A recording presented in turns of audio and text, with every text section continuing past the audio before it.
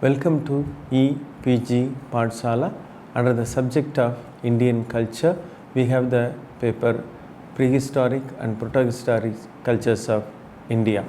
Under this module, we have a few modules dedicated to Iron Age and the megaliths. This particular module is dedicated to the megaliths and their regional variants in South India. This module was written by Dr. Sri Kumara Menon of Manipal University. I am Selva Kumar from Department of Epigraphy and Archaeology, Tamil University, presenting this module. Coming to the megaliths of southern India, we have seen several types in the earlier modules. We have also seen what are types and how they vary region to region. In this particular module, we will look into the distribution of the megalithic types in different parts of India. We also will look into the certain specific, peculiar or unique types which are found in southern India. Mainly in Kerala, we have a few types of megaliths which are very unique and they are not found in other parts of India. So we will be looking into these megalithic burial types also. When you look at the megalithic burials, you find a lot of variations in their types as well as structure. When you look at these forms, you can notice that certain cultural factors have influenced these formation of the types. So we can understand what cultural factor caused these changes when we closely analyze them.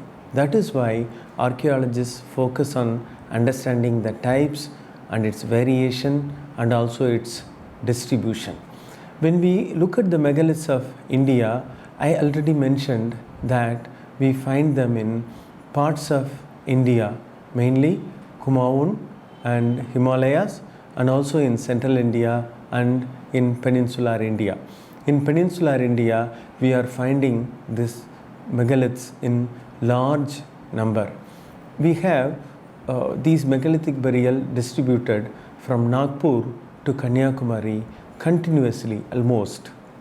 The burials of Maharashtra are distinct in nature. We have several burial types such as cist burials, pit burials, dolmens in the region of Maharashtra.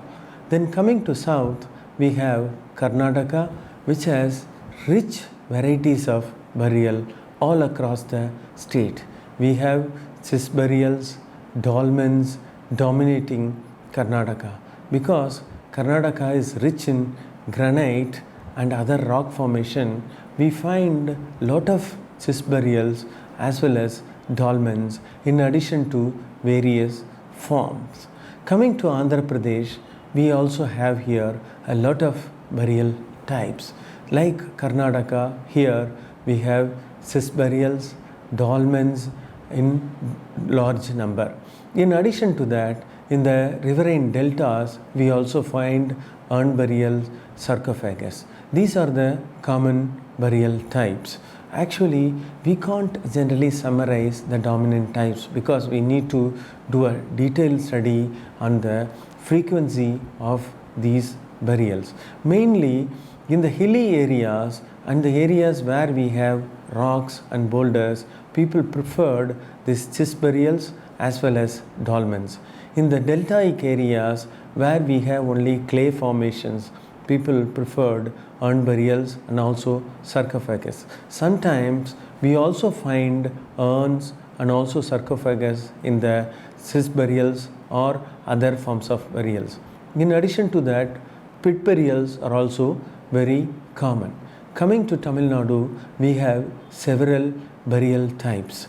We have in the areas adjacent to Andhra and Karnataka, cist burials and dolmens very much resembling Andhra and Karnataka region.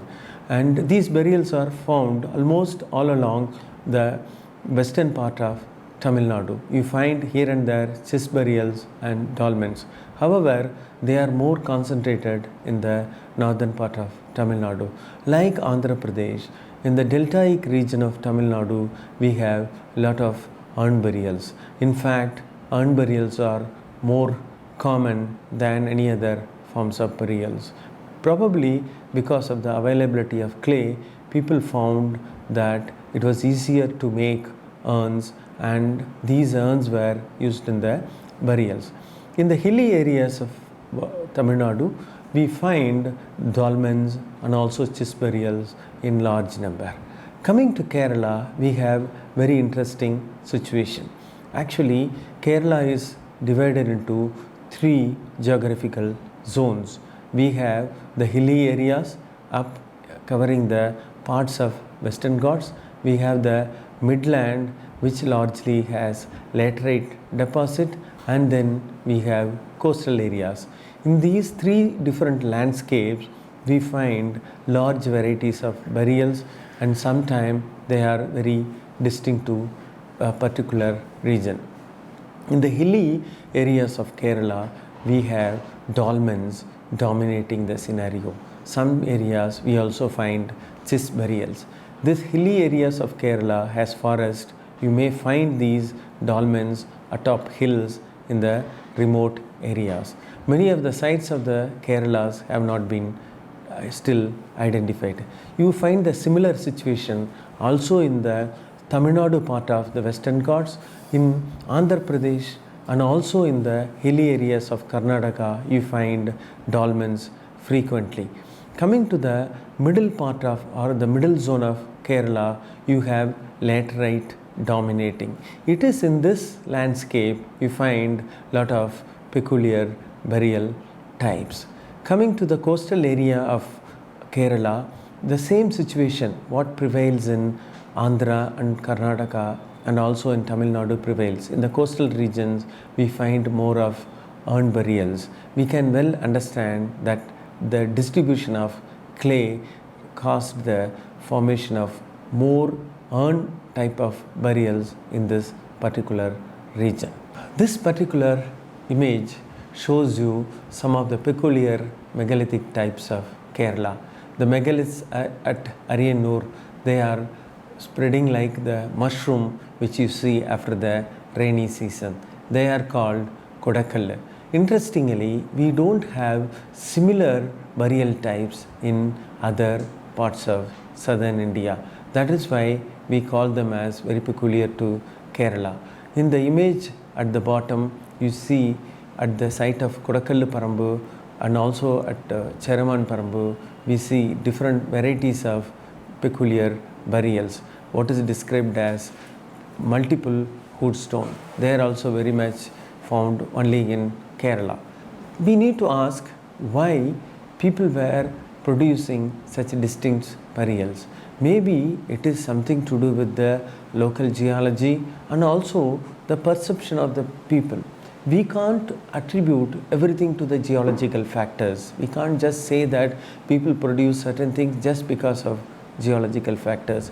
If we go for such kind of interpretation, we will be really missing the point. Actually, people also have their own cultural creativity. I think it is the cultural creativity or the cultural conception that caused the variation in the burial types. If you take all the megalith forms of South India, you can see that 80% of them are very similar, but 20% of them are very distinct, and they mark the cultural characteristics of a particular region. That is how we have to interpret these variant of megalithic burials in Kerala. What you see in this image is a dolmen at Malayapalli in Andhra Pradesh. What makes this dolmen distinct from others is the absence of slabs on the all sides. Normally, in the case of dolmens, we find regular slabs and then on top there is capstone. Here, people have used small blocks of stones as pillars and they have created this particular dolmen. Again, if you notice, this dolmen is found on the dry rock surface. We don't have any remains inside. We don't know whether really people placed the burial remains which were later washed off by the rain activities. However, it seems to be very interesting and distinct. Similar burials are also found in other parts of South India, but they are not very common. In the hills, certain areas they preferred this kind of dolmens. Again, we have to ask why people erected this. Was this meant for one particular individual? Was it really a burial at all? Was it really just a memorial? Or if it has something to do with other cultural activities? These kinds of questions we are not able to answer as of now because we don't know their real significance. This is another dolmen-like burial at Madhavaneri in Andhra Pradesh. Here also you can see they have used different kinds of system here. They don't use the slab structure here. They have just placed some loose pieces of rock and they have supported the dolmen. This is found commonly here. Why we are showing this particular image is to show you how these endemic forms are important, how they are distinct from these commonly occurring forms. This is another important megalithic form. In the megalithic forms, we also have certain peculiar anthropomorphic figures. Anthropo actually refers to human being. Certain megalithic forms look like human beings. When you look at them from far away, you may mistake them as for a human being. Already I mentioned that the menhirs are standing tall. Probably they might have been produced for the dead heroes who stood tall in the society by protecting the people from enemies. These anthropomorphic figures are also important because they are peculiar. They are not found commonly. We don't know why people produce such anthropomorphic figures. Probably these people contributed something important to the society and they saw them as a kind of humans even after their death. That is why they wanted to create these kind of human-like figures in the rock rather than just creating a burial. The shape is very important in the study of types.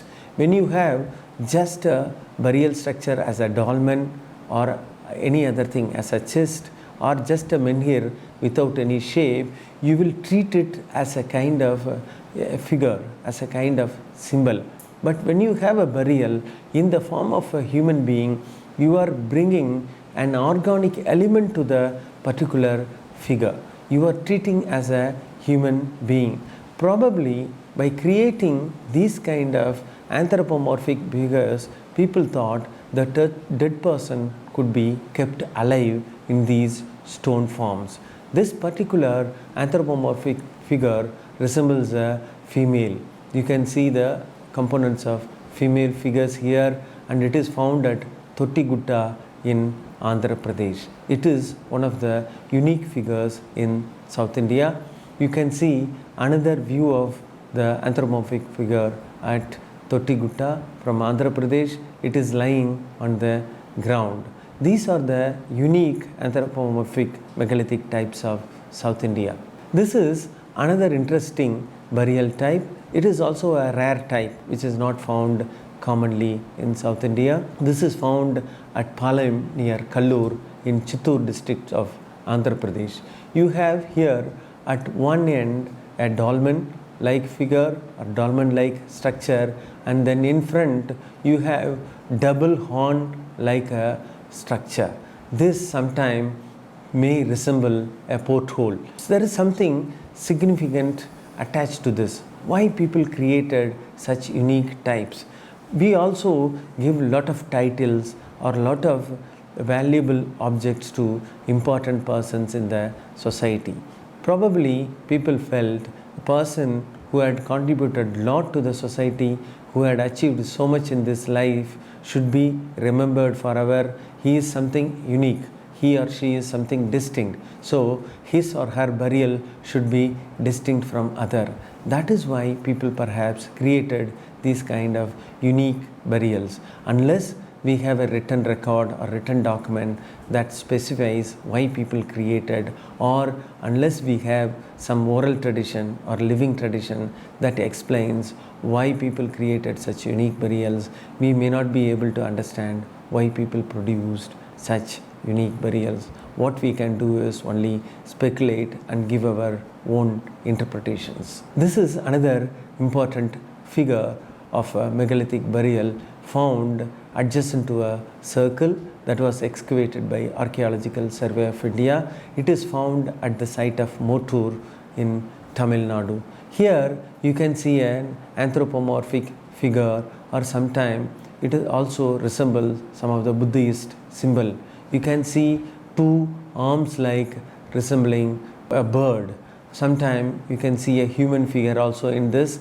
This was found in the outer layer of the stone circle. It is very interesting indeed. We don't know why they planted this particular. We don't know if it was really part of this megalithic burial. However, we can certainly say the burial belonged to a person who did something unique to the society. That is why they gave a unique design to this particular megalithic burial. Such kind of burials are not found very frequently. This is another burial and associated monument at the site of Udayanatham in Tamil Nadu. You can see here this resembling the Srivatsa symbol, somewhat resembling the earlier Motur image. Also, we don't know again why this was produced, and the local people call this as Visiri Parai. Visiri means hand fan in Tamil. So that is why it resembles the Visiri. That is why local people call this as Visiri Parai. This is also a unique type. In Tamil Nadu, only 2 sites have produced such unique burial types. Other sites do not have. So there is some special significance attached to this particular burial type. This is another burial type from Karnataka at the site of Kumati. Here you can see this particular burial monument actually resembling a person who is spreading out his hand. You can see there is another one. There are 2 examples here which are very interesting and important. This actually resembles a human being in a standing posture.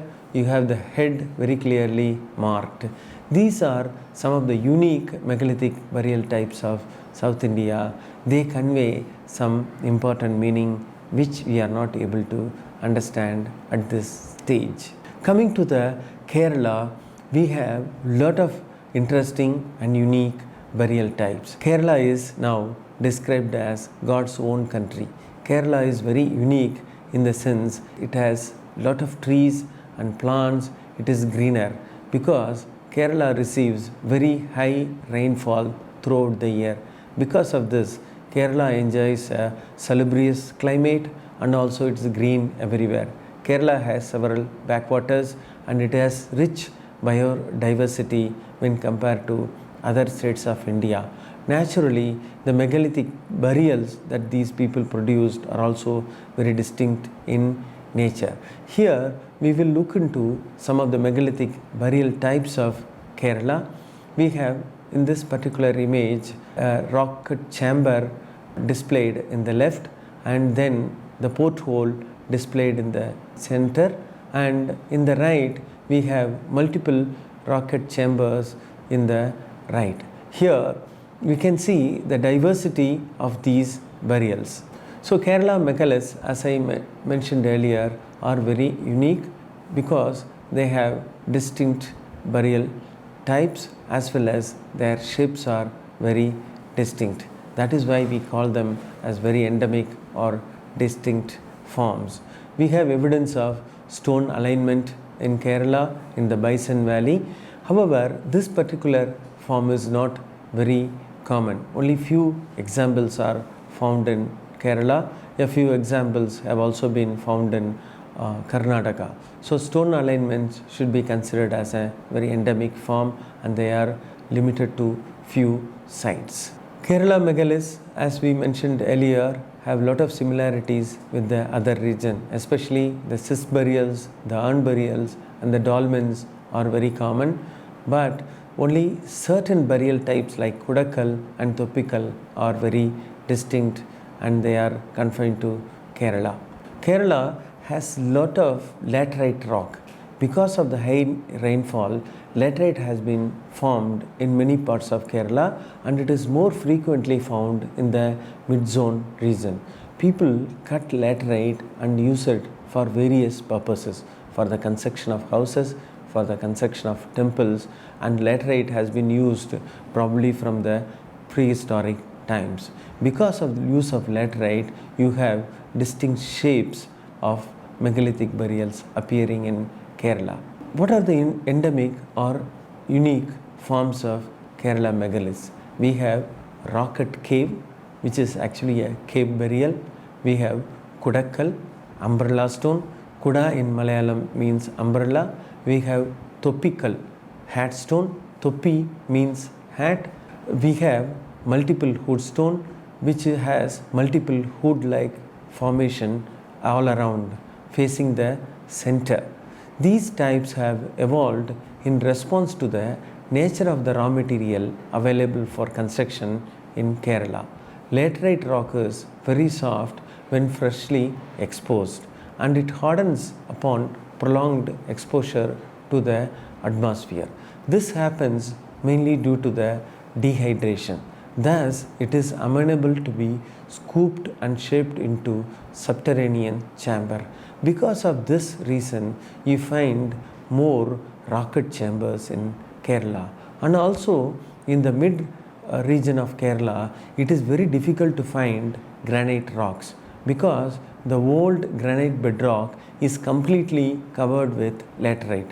If you want to find granite rock, you have to scoop several feet of laterite to find the granite rock. That is why people prefer to use the laterite, which is frequently available in the area for the construction of the burials. That is why we have these unique shape. Again, when we look at these shapes of these burials, we can't consider them as completely unique. If you look at the Kodakkal, you can notice some kind of similarity with the dolmen. So we should consider Kodakkal as a variant of dolmen. Again, when we make this interpretation, it is our own or archaeologists or historians' interpretation. We don't know what really people of the ancient period thought, why they designed this particular form in a particular way. Did they also consider this as a variant of dolmen found elsewhere, or they really gave the meaning of something different as an umbrella or something to this particular form?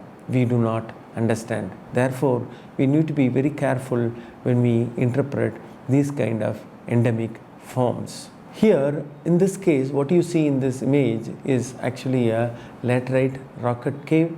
You can see they have scooped the laterite rock, which is soft at the time of carving and later on hardens, and they have created chambers. This is found below the surface. You can see here a pillar-like feature in one of the images and also a bench. Probably they felt the rocket cave should not cave in. Sometime if they carve the upper surface too much and if the wall becomes very thin, it can easily cave in. That is why people gave a pillar-like feature. In addition, bench. This kind of bench-like feature is also found in the dolmens and cist burials. Sometime in the Andhra and also Karnataka and Tamil Nadu, along with the dolmens, you also find something called a bench on which certain grave goods are placed. Grave goods are actually offerings given to the dead people. Interestingly, you can see the concept of bench has been imitated in this particular rocket cave, and they have beautifully created a bench.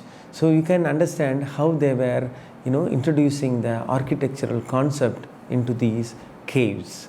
This is another view of a rocket cave. Here you can see a chamber like feature, actually passage. To get into this rocket chamber, you need access. That is why they have cut a pit out of that, and within the pit they have given an entrance opening. You can enter into the chamber through this opening. Interestingly, they have given a recess. This is something like an entrance to a house. When you build a house, you place lintel as well as an entrance point where you can attach doors to it. The same kind of recess has been given here, which is very interesting. So basically they are imitating the concept of house for the living and house for the dead. We don't know if they really meant this to close the opening. We don't know if they placed any wooden plank to close the entrance. We don't find any evidence. Sometimes we do find stones covering this. Generally, we don't know why they gave this particular recess. Probably people did not want soil or the other filling to get into the cave and affect the chamber in which the dead lived. So they gave this for closing the rocket chamber. Here we see the images of more rocket chambers. You can see in the left they have created steps to access to the main chamber. So they have done everything with a plan. They have a main chamber, and then they have a pit-like feature, and they have steps to get into the burial chamber. We do not know if this particular chambers were reused periodically, whether they created the chamber and buried the dead, or buried some of the select bones of the dead and then closed, or they kept it closed and then periodically deposited the bones and finally they closed it. We have no idea. The presence of the steps are very interesting. Maybe it is meant for the people who went inside and then placed the grave goods and the bones, or possibly they thought the dead had to enter into the chamber through these steps. You also see here the bench, very beautifully carved, and in the next image on the right you can see the opening on top. Here you can see this comparing well with the dolmens. Dolmens have opening on the sides. Here they have given the opening on the top. Most of the rocket caves have opening on the top because they are found below the surface. They have given the opening on the top. Interestingly, some of the rocket chambers of the Kasaragod, they have beautiful lids covering the opening on the top. The rocket caves have two openings, one in the front as an entrance, one on the top, probably imitating the portholes of the dolmens. You can see they have very carefully carved here with the beautiful opening as well as the curvature, because laterite is bound to break if you give sharp angle. Because of this, they may have given the curvature more at this particular chamber. You can see in this case several chambers from a central courtyard-like feature, and we don't know why they created so many chambers here. Was it meant for one individual, or was it meant for several individuals? The very presence of multiple chambers indicate that they were carving different chambers for different individuals. It could well be a part of a family vault, mainly meant for related members, and it is a likely possibility. Here again we see an entrance as well as the front court and the circular opening on top. They are all very beautifully carved, and normally you find them closed. Only after the excavation you can see them. That means people, after creating these burials, completely closed and then sealed the opening, and they are exposed due to accidental discoveries as well as when archaeologists excavate them for recovering the important evidence. But whenever you find stone slabs in this area, you can understand there is something beneath. That is how we can track the rocket chamber's presence in Kerala-like landscape, which is completely covered with vegetation. This is another beautiful and unique megalithic burial type, which is called Kodakkallu or Kudakkal. Its shapes resembles an umbrella, traditional umbrella of Kerala, which is made of palm leaves, and also it resembles mushroom in shape. The interesting thing is the top capstone is like a bun in the shape of a semicircular or semi-oval on top and flat bottom. Here we don't know why they created such burial type. As I already mentioned, it resembles the dolmen types found in other parts of South India. Here we have 4 stones called clinostats. Instead of orthostats of the megaliths, 4 clinostats placed in 4 direction and forming a chamber inside, and then there is a capstone on top. If you remove the capstone and then remove the clinostats, you can see a structure inside. You can see the chamber inside in which burial goods were placed. Its shape is very interesting because it is not found elsewhere. They have created the chamber just by using the clinostats, which is like, you can open this like the way you can open an orange. You remove the clinostats, you can see a chamber. In the case, if you remove the single segments of orange fruit, you may not see space inside. But here they have placed the clinostats in such a way that it creates a chamber inside. In a way, it resembles dolmen very much, but why they created such a shape? Maybe it is an imitation of dolmen. Dolmen, to produce a dolmen, you need to cut the slab into rectangular fashion. But cutting a slab in a rectangular fashion in such large size in laterite is not possible, because the slab may crack or it may break. Therefore, they created this specific design, and then they created the capstone such a oval shape, because laterite, if you cut as a square or rectangle in such a large size, it may not withstand. Maybe because of this reason they created this particular design. It could be resembling the shape of an umbrella meant for an individual from higher social status. That is why they intentionally created this particular shape. Here you can look into the details of this particular Kodakkallu. You can see the capstone, how it is beautifully placed on the clinostats. On the right hand side, you can see several examples. They have been very beautifully designed such a way to take the capstone on top. Here you have another important burial type called Thoppikallu.